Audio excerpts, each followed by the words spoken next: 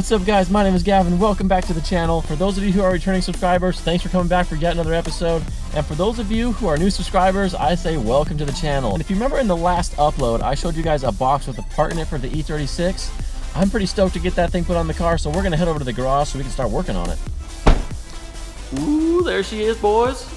Dang. Okay, a couple things I want to mention before we actually get started with putting that on there is, first of all, the headlights. I get a ton of questions about these headlights and the angel eyes that are in them, so I figured I'll mention it in a video right at the start.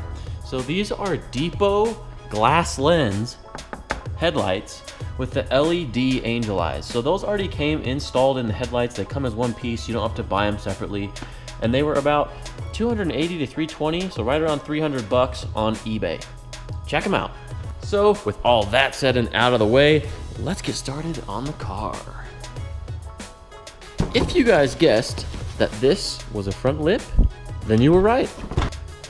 Check it out. I'm gonna lay it on the ground so you guys can get a good idea of what it's gonna look like once it's on the car. It is the ACS style front lip. It's not a genuine piece. I got it off eBay for 99 bucks, but check it out. Like, the quality is pretty good, I have to say. I'll put a link in the description for this exact same lip. So after I install it, you guys can get a good idea of if you think you'd like it or not. But so far, I think it looks pretty good. There is a little kind of dip right here in a bend, but that's just from me being stupid and setting it up on its end.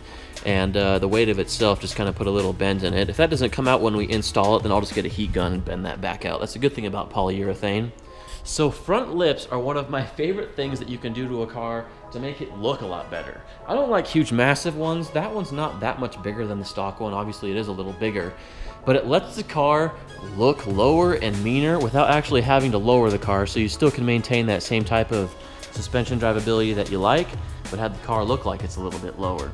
There are some negatives with it because you can scrape those things on the ground, rip them off the car, and either damage your bumper, damage the lip, or damage them both. So I'm not sure if I'm gonna like how low this one goes. I like to have my cars be able to drive them wherever I need to go without too much trouble. So after we get this thing on, we'll drive around and see what I think. So with this particular one that I bought, there are no markings or holes for where exactly you would drill or screw to mount it. It looks like it just sits up right against the car like that, but you've obviously got to take off this front lip first. I've never done this before. I've never really looked into it that much. You might have to end up taking the bumper off to get this off and to get this one back on, but I'm gonna try to do it without doing that. And if I have to, then I will. So the first thing that I'm gonna do is jack that front end up and get under there and see what I can do about it.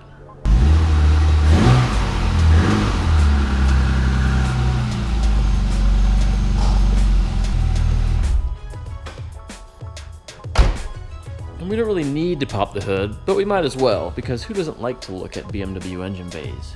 Woohoo! As you can see, the car is now off the ground and on jack stands, and I have some great news.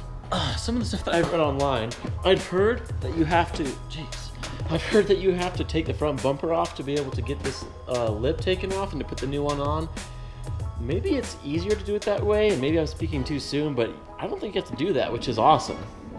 So if you look under here, you see there's a little screw right there, another one right there, another one right there, all along. So I thought you had to access them from the backside, but it looks like you can just pull it off right here. And when you don't have the right tools, you put two reducers on.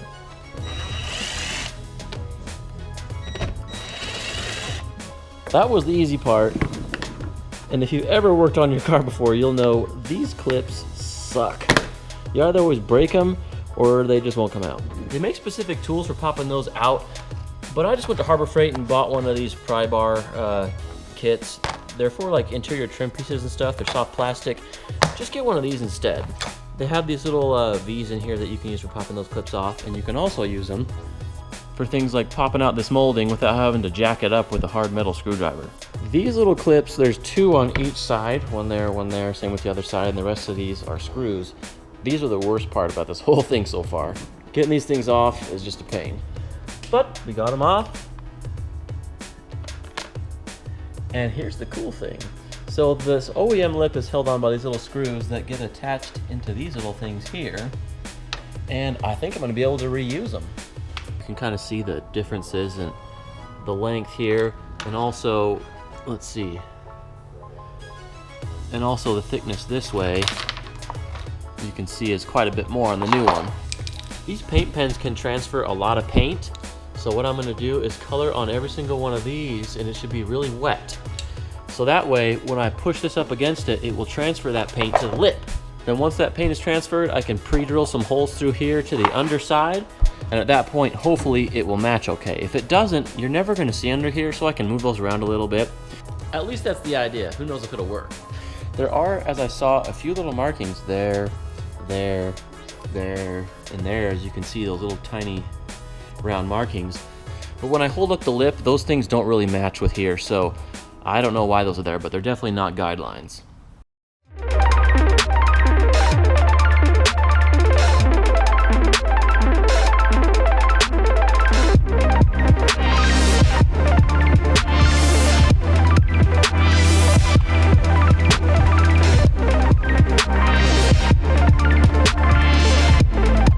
Well, that didn't work perfect, but it worked good enough for me. You can kind of get an idea where the middle is in these. But anyways, I'm gonna drill from this top side now through the back and then hold it up again so I can make sure that the holes line up and throw the screws through the holes. Do you ever have those days where you just seem to wake up on the right side of the bed and everything just goes your way?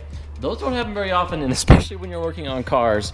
So I don't know what is going on, but this worked perfectly. As you can see, I put the screws in through there, and all of them are lining up. I just started on one side since the holes all line up, and I'll make it to the left, and then we should be done.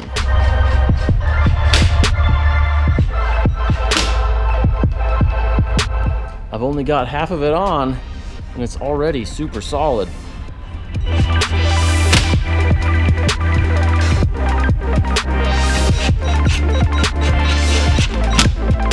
One last little update. Something I suggest you do as well. Those little push pins, they're pretty janky and you can only use them once and they kind of get destroyed. So I bought some of these little screws with washers on the top to take place of those and just put them in a few spots through the lip and into the bumper. Oh, you guys can't see that yet, but if this is a teaser of any kind, it looks pretty sick. Before I forget, in between filming, we actually had a package drop by to us, and what this is the next mod that we're going to be putting on the car. If you think you know what this one is, which is probably a little harder than the lip, put it down in the comments and we'll see if you're right. All I can say is that I'm equally excited, if not more excited, to put this one on the car than I was to put the front lip on. So make sure to keep your eyes out for the next upload for that one.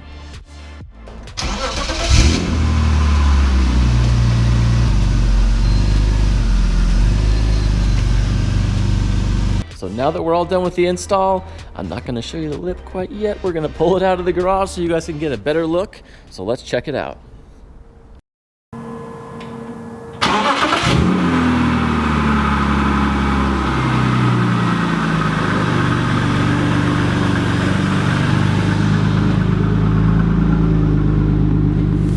It's so strong.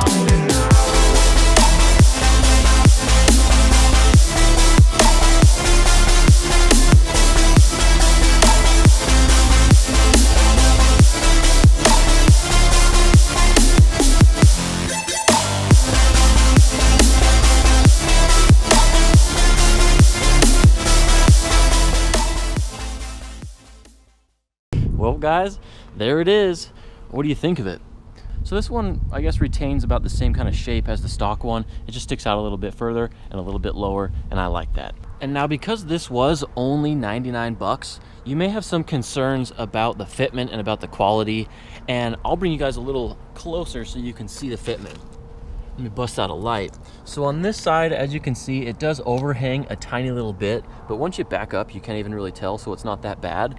And if you look close to how it fits against the bumper, it's tight.